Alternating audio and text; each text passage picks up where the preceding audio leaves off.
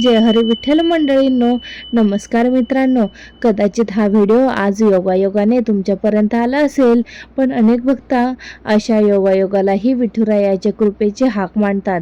तुम्हाला माहीत आहे का, माता रुक्माई रुसून पंढरपुरात का आल्या, भगवान विठ्ठल विटेवर का उभे राहिले आणि भक्त पुंडलिकामुळे पंढरपूर कसे पवित्र तीर्थक्षेत्र बनले, या सर्व प्रश्नांची भावपूर्ण उत्तरं आजच्या कथेतून जाणून घेऊया. चला तर मग. जय हरी विठ्ठल. स्वामी समर्थ. तर मंडळी, रुक्माईची कथा. नमस्कार मित्रांनो. महाराष्ट्राच्या पवित्र भूमीवर एक असे तीर्थक्षेत्र आहे जिथे लाखो वारकरी वर्षानुवर्ष अनवाणी चालत येतात. त्यांच्या ओठांवर अखंड एकच नाम असते, विठ्ठल विठ्ठल जय हरी विठ्ठल. चंद्रभागेच्या पवित्र तीरावर उभा असलेला सावळा विठुराया आणि त्यांच्या अर्धांगिनी माता रुक्माई यांचे दर्शन घेण्यासाठी लाखो भक्त आपल्या संसारातील सुख दुःख विसरून पंढरपूरची वाट धरतात. परंतु अनेकांच्या मनात एक प्रश्न नेहमी निर्माण होतो, माता रुक्माई पंढरपुरात कधी कशा आल्या, त्या भगवान श्रीकृष्णांवर का रुसल्या आणि पंढरपुरात विठ्ठल आणि रुक्माईची मंदिरे वेगवेगळी का आहेत, या प्रश्नाची उत्तरे वारकरी परंपरेत सांगितल्या जाणाऱ्या एका अतिशय सुंदर भावस्पर्शी आख्यायिकेत सापडतात. द्वारका नगरीत भगवान श्रीकृष्णाचे वैभवशाली राज्य होते.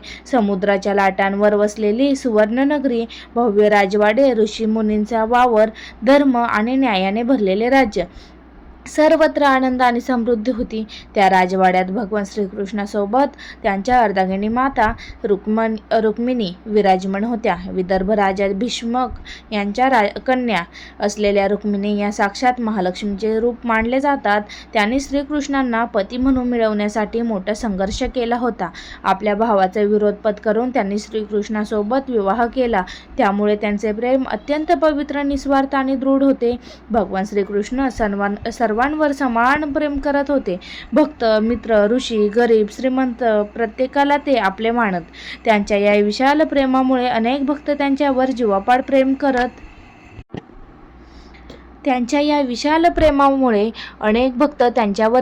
प्रेम करत. वारकरी परंपरेत सांगितले जाणाऱ्या एका लोकप्रिय आख्यायिकेनुसार एका प्रसंगी रुक्मिणी मातांच्या मनात दुःख निर्माण झाले. श्रीकृष्णाचे सर्वांवर असलेले प्रेम पाहून त्यांच्या मनाला वेदना झाल्या. ह्या मत्सर नव्हत्या, तर आपल्या पतीवर अपार प्रेम करण्याच्या पत्नीच्या अंतःकरणातील कोमल भावना होत्या. रुक्मिणी मातांनी कोणावरही राग व्यक्त केला नाही, त्यांनी कोणाशी वाद घातला नाही. त्यांनी शांतपणे एक निर्णय घेतला, काही काळ एकांतात जाऊन तपश्चर्या करायची, मन शांत करून पुन्हा प्रभूंच्या चरणी परतायचे. पहाटेची वेळ होती. संपूर्ण द्वारका निद्राधीन होती. रुक्मिणी मातांनी राजवैभव, दागिने, संपत्ती आणि सुखयोगी मागे सोडले.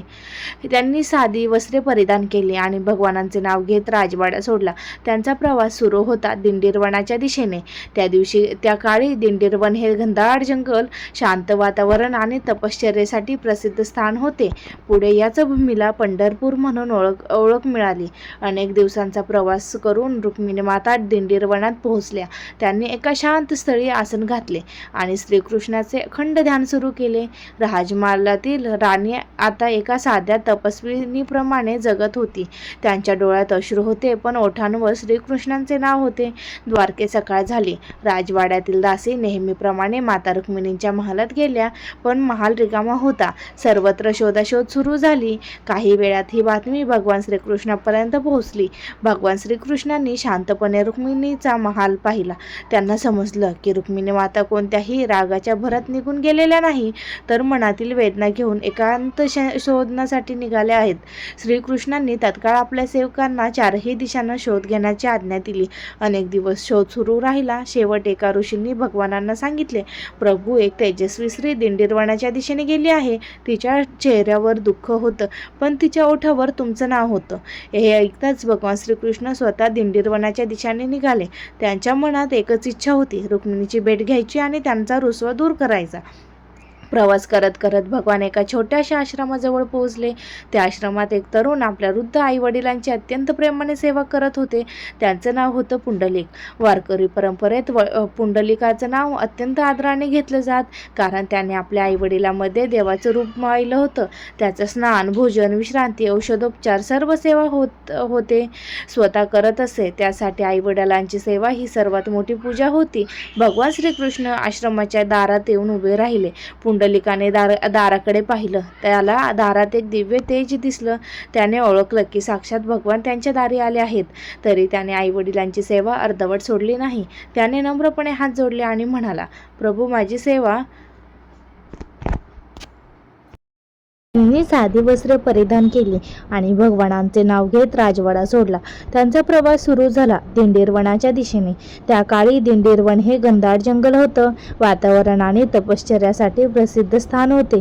पुढे याच भूमीला पंढरपूर म्हणून ओळख मिळाली. अनेक दिवसांचा प्रवास करून रुक्मिणी माता दिंडीरवनात पोहोचल्या. त्यांनी एक शांत स्थळी आसन घातलं आणि श्रीकृष्णाचे अखंड ध्यान सुरू केलं. राजमहालातील राणी आता एक साध्या तपस्वीप्रमाणे जगत होती. त्यांच्या डोळ्यात अश्रू होते, पण त्यांच्या चरणांना नमस्कार केला आणि मग तो धावत सकाळ झाली. राजवाड्यात दासी नेहमीप्रमाणे साष्टांग दंडवत घातला. आनंदाने त्याच्या डोळ्यातून अश्रू वाहू सर्वत्र शोधाशोध सुरू झाली. काही वेळात ही बातमी भगवान श्रीकृष्णाला इतका वेळ उभे राहावे लागले. भगवान श्रीकृष्णांनी शांतपणे रुक्मिणीचा महाल पाहिला. त्यांना समजलं की रुक्मिणी मलाच नाही, उलट तू संपूर्ण जगाला नाही भक्ती काय मनातील वेदना घेऊन सेवा करतो. तो माझी सेवा आपल्या सेवकांना चारही दिशांना शोध घेण्याची आज्ञा दिली. भगवानांचा शोध सुरू राहिला. शेवट एक ऋषीने भगवानांना सांगितले, त्याने पुन्हा त्यांच्या श्री दिंडीरवनाच्या दिशेने गेली आहे. तिच्या चेहऱ्यावर दुःख होतं, पण तिच्या ओठांवर तुमचंच नाव होतं. तुला जे हवं असेल ते वरदान माग. स्वतः दिंडीरवनाच्या दिशेने निघाले. त्यांच्या मनात एकच इच्छा होती, रुक्मिणीची भेट घ्यायची आणि त्यांचा रुसवा दूर करायचा. प्रवास करत करत भगवान एका छोट्याशा आश्रमाजवळ पोहोचले. त्या आश्रमात सदैव वास्तव वडिलांची अत्यंत प्रेमाने सेवा करत होता. त्याचे नाव होतं पुंडलिक. त्यांच्या परंपरेत पुंडलिकाचे नाव प्रेमाने सदाचार वाढवतात, कारण त्याने आपल्या आई वडिलांमध्ये देवाचे पाहिले म्हणाले. त्यांचे स्नान, भोजन, विश्रांती, औषधोपचार सर्व सेवा होय स्वतः करत असे. त्यासाठी आई वडिलांची सेवा ही सर्वात मोठी पूजा होती. भगवान श्रीकृष्ण आश्रमाच्या दारात उभे राहिले. पुंडलिकाने दाराकडे पाहिले. त्याला दारावर दिव्य तेज दिसलं. त्याने ओळखलं की साक्षात भगवान त्यांच्या दारी आले आहेत. तरी त्याने आई वडिलांची सेवा अर्धवट सोडली नाही. त्याने नम्रपणे हात जोडले आणि म्हणाला, प्रभू, माझी सेवा पूर्ण होईपर्यंत त्यांच्या डोळ्यात आनंद वाटून आले. आश्रमात बसण्यासाठी योग्य आसन नव्हतं, म्हणून पुंडलिकाने जवळ जाणाऱ्या भगवानांच्या दिशेने सरकवली आणि विनंती केली, प्रभू, कृपा करून या विटेवर उभं राहा, मी लगेच तुमच्या चरणी येतो. भगवान श्रीकृष्ण हसले. त्यांना पुंडलिकाचा उद्धटपणा दिसला नाही. त्यांना दिसले की त्याची निस्वार्थ सेवा आणि त्या क्षणी भगवान त्यावर उभे राहिले. दोन्ही हात कमरेवर ठेवून ते शांतपणे आपल्या भक्ताची वाट पाहू लागले. संत ज्ञानेश्वर, संपूर्ण वारकरी संप्रदायाचे आणि असंख्य वारकऱ्यांनी या भूमीची महती जगभर पोहोचवली. आषाढी आणि कार्तिकी एकादशीला लाखो वारकरी टाळ मृदुंगाच्या गजरात मुखी हरिनाम घेत पंढरीची वारी करत. या कथेचा खरा संदेश असा आहे की देवाला वैभवपेक्षा भक्ती प्रिय असते, अहंकारापेक्षा नम्रता श्रेष्ठ असते आणि आई वडिलांची सेवा ही सर्वात मोठी पूजा आहे. जो मनापासून सेवा करतो, प्रेम करतो आणि ईश्वरावर अढळ श्रद्धा ठेवतो, त्यांच्यावर विठुरायाची कृपा सदैव राहते. चंद्रभागेच्या पवित्र तीरावर आजही असंख्य वारकरी उभे राहून एकच प्रार्थना करतात, विठ्ठला, आम्हाला तुमच्या चरणी स्थान द्या. सकाळच्या काकड आरतीपासून रात्रीच्या शेजारतीपर्यंत मंदिरात भक्तांची अखंड रांग लागलेली असते. कोणाच्या डोळ्यात आनंदाश्रू असतात तर कोणाच्या मनात दुःखाचा भार असतो, पण विठुरायाच्या दर्शनानंतर प्रत्येक भक्ताच्या चेहऱ्यावर समाधान दिसून येते. वारकरी संप्रदाय आपापल्याला शिकवतो की भक्ती म्हणजे केवळ देवळात जाऊन दर्शन घेणे नव्हे, भक्ती म्हणजे सत्याचा मार्ग स्वीकारणे, प्रत्येकाशी प्रेमाने वागणे, दुसऱ्याच्या दुःखात सुखसुखात सहभागी होणे, आई वडिलांचा आदर करणे, कष्टाची भाकरी खाणे आणि प्रत्येक श्वासात हरिनाम जपणे. संत ज्ञानेश्वर महाराजांनी ज्ञानाचा दीप प्रज्वलित केला. संत नामदेव महाराजांनी विठ्ठलाशी सख्य भाव जपला. संत एकनाथ महाराजांनी समतेचा संदेश दिला. संत तुकाराम महाराजांनी अभंगाच्या माध्यमातून विठ्ठल भक्ती प्रत्येक घराघरापर्यंत पोहोचवली. या सर्व संतांच्या जीवनावर एक समान धागा होता, अखंड विठ्ठल भक्ती.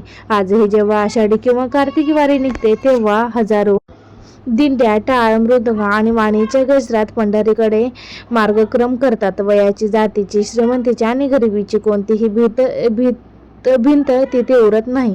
सर्वजण एकाच नामात रमून जातात. ज्ञानोबा, माऊली, तुकाराम, विठ्ठल विठ्ठल, जय हरी विठ्ठल. वारकरी जेव्हा विठुरायाच्या चरणी माथा टेकतात तेव्हा ते फक्त सुख मागत नाहीत, ते सद्बुद्धी मागतात, भक्ती मागतात, सेवा करण्याची शक्ती मागतात आणि जीवनात योग्य मार्गावर चालण्याचे बळ मागतात. माता रुक्माईची कथा आपल्याला संयम, प्रेम आणि क्षमेची शिकवण देते. भक्त पुंडलिकाची कथा आईवडिलांच्या सेवेतच परमेश्वराचे दर्शन घडवते आणि विठुराया आपापले सांगतात की जो भक्त निष्कपट मनाने माझ्याकडे येतो त्याला मी कधीच दूर करत नाही. म्हणून आज लाखो वारकऱ्यांच्या हृदयात एकच विश्वास जिवंत आहे. बेटी लागी जीव लागलीसे, असं पाहे रात्रंदिस वाट तुझी. या पवित्र कथेचा संदेश आपल्याला जीवनातून उतरवूया. मनात प्रेम ठेवूया, वाणीमध्ये नम्रता ठेवूया, आई वडिलांची सेवा करूया, सर्वांशी सद्भावनेने वागूया आणि आपल्या प्रत्येक दिवसाची सुरुवात विठ्ठल नामाने करूया. आणि अशा प्रकारे माता रुक्मिणींच्या रुसव्यापासून सुरू झालेला हा दिव्य प्रवास फक्त पुंडलिकाच्या अखंड सेवेमुळे आणि भगवान विठ्ठलांच्या अमर कृपेने पंढरपुराच्या पवित्र इतिहासात सदैव अजरामर झाला. ही कथा आपल्याला शिकवते, नात्यात मतभेद झाले तरी प्रेम संपत नाही, सेवा कधीही व्यर्थ जात नाही, नम्रतेने केलेली भक्ती परमेश्वरापर्यंत नक्की पोहोचते. देवाला सोनं चांदी मोठमोठे यज्ञ नको असतात, त्याला हवं असतं निर्मळ मन, निष्कपट प्रेम आणि निस्वार्थ सेवा. माता रुक्मिणींचा संयम, भगवान विठ्ठलांचे भक्तवत्सल रूप आणि भक्त पुंडलिकाच्या आई वडिलांवरील असलेली सेवा आजही प्रत्येक भक्ताला जीवनाचा खरा मार्ग दाखवते. म्हणून लाखो वारकरी दरवर्षी पंढरीची वारी करतात आणि विठुरायाच्या चरणी एक प्रार्थना करतात. हे पांडुरंग, आमच्या मनात सदैव तुझे नाम राहू दे, आमच्या हातून चांगली कर्म घडू देत, आमच्या कुटुंबावर तुझी आणि माता रुक्माईची कृपा दृष्टी सदैव राहू दे, आमच्या जीवनात भक्ती, नम्रता, सेवा आणि प्रेम कधीही कमी होऊ देऊ नको. चला शेवटी सर्वजण भक्तिभावाने एकत्र नामस्मरण करूया. पुंडलिक वरदार हरी विठ्ठल, श्री ज्ञानदेव तुकाराम, पंढरीनाथ महाराज की जय, रुक्माई माता की जय. विठ्ठल विठ्ठल, जय हरी विठ्ठल, राम कृष्ण हरी, राम कृष्ण हरी, जय जय राम कृष्ण हरी. श्री विठ्ठल रुक्माईच्या चरणी कोटी कोटी प्रणाम. तर मित्रांनो, माता रुक्माई, भगवान विठ्ठल आणि भक्त पुंडलिक यांची ही पवित्र कथा तुम्हाला कशी वाटली ते आम्हाला कमेंट करून नक्की सांगा. जर ही कथा तुमच्या मनाला स्पर्श केली असेल तर ती आपल्या कुटुंबियापर्यंत, मित्रांपर्यंत आणि प्रत्येक विठ्ठल भक्तांपर्यंत नक्की पोहोचवा. अशाच भक्तिमय, पौराणिक आणि वारकरी संप्रदायातील प्रेरणादायी कथा ऐकण्यासाठी आमच्या चॅनलला नक्की सबस्क्राईब करा आणि नवीन व्हिडिओसाठी सूचना मिळण्यासाठी बेल आयकॉन दाबायला विसरू नका. शेवटी सर्वांनी भक्तिभावाने एकच जयघोष करूया. श्री स्वामी समर्थ.